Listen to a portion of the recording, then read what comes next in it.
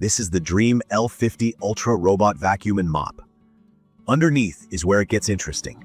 2 counter-rotating brushes for vacuuming, 2 spinning mop pads, and a pair of retractable legs that let it step over thresholds. I've lived with it for 6 months, and I want to share what actually matters once the novelty wears off.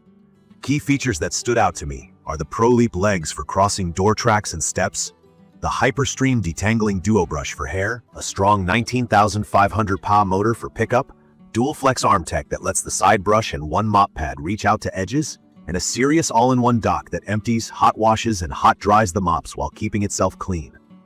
If you're new to robot mops, a quick explainer. LiDAR is a spinning laser that maps your home so it can plan efficient paths, and the mops here actually scrub while spinning, not just drag a damp cloth. From my experience, the vacuuming is excellent. I have both hardwood and medium pile carpet with a shedding dog and long human hair in the mix. The dual brush rolls have been the difference between daily annoyance and set-and-forget cleaning. The bristled rubber brush agitates carpet fibers. The softer TPU brush pulls debris into the suction path. Hair that used to wrap around single rollers just doesn't build up here. After half a year, I've never once had to cut hair off the brushes, which is a big deal if you've owned other robots. Suction power is not just a spec sheet number.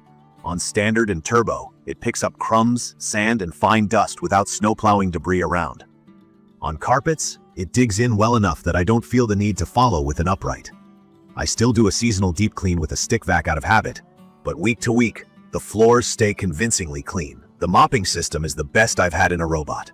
2 spinning pads give real scrubbing pressure, and the mop extend arm that swings 1 pad outward is more than a gimmick. Along baseboards and under the kitchen toe kicks, there's less grime left behind. It also lifts the mops when it senses carpet so you're not dragging wet pads over rugs. One practical tip: water flow matters. On the lowest setting to save refills, dried coffee or sticky spots can take a second pass. On medium, it gets them in one go without leaving puddles. I use high only for the kitchen after cooking. Obstacle avoidance is strong and feels less random than many robots I've tried. It sees shoes, cables, pet toys, and doesn't bump its way around them. The LED helps in low light, so I can run it at night without staging the house. It mapped my place fast and has held the map reliably through furniture moves.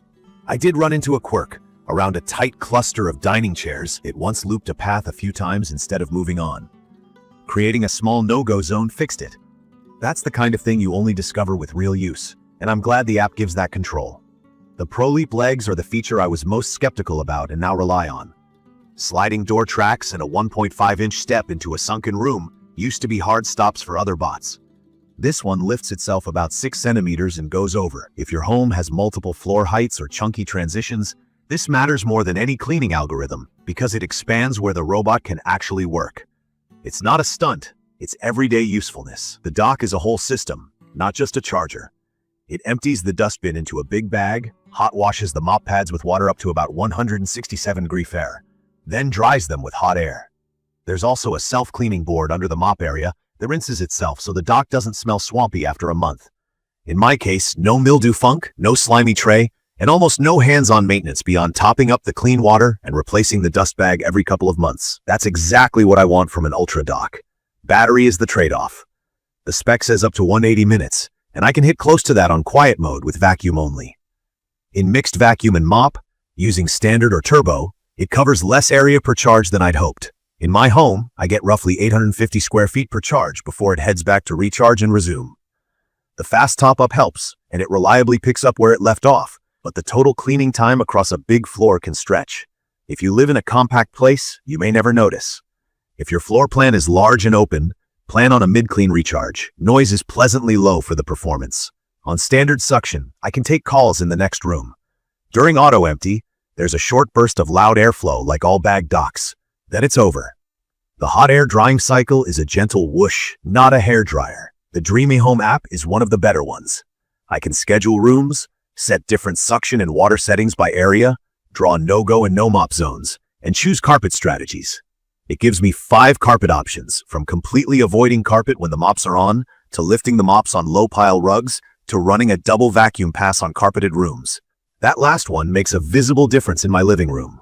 The app doesn't feel like a chore. It's a useful set of tools to make the robot fit the house rather than the other way around. Build quality is held up. The white finish cleans off with a wipe. the mop pads still have good texture after repeated hot washes. The brushes show normal wear but no damage. The dock is big, so give it space. I needed about 20 inches of width and some clearance above for the water tanks. If you're tight on space, measure before you commit. In my opinion, this robot is designed by people who solved real problems with hardware first. Thresholds, hair, edges, and dock hygiene.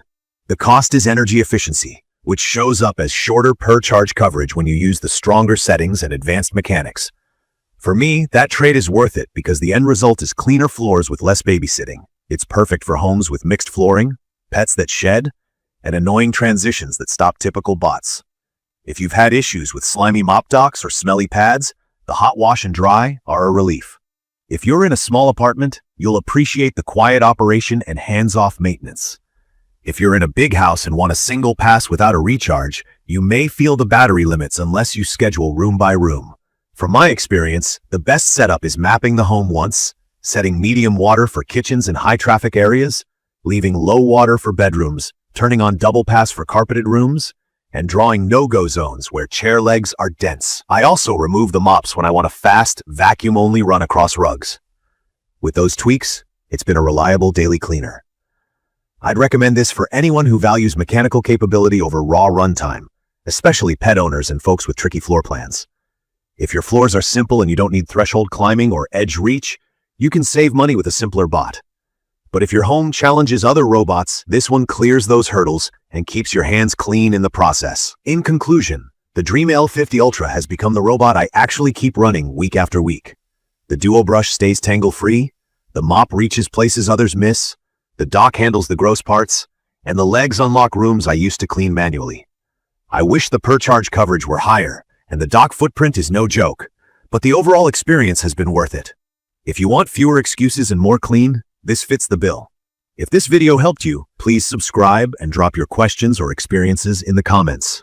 Thank you for watching.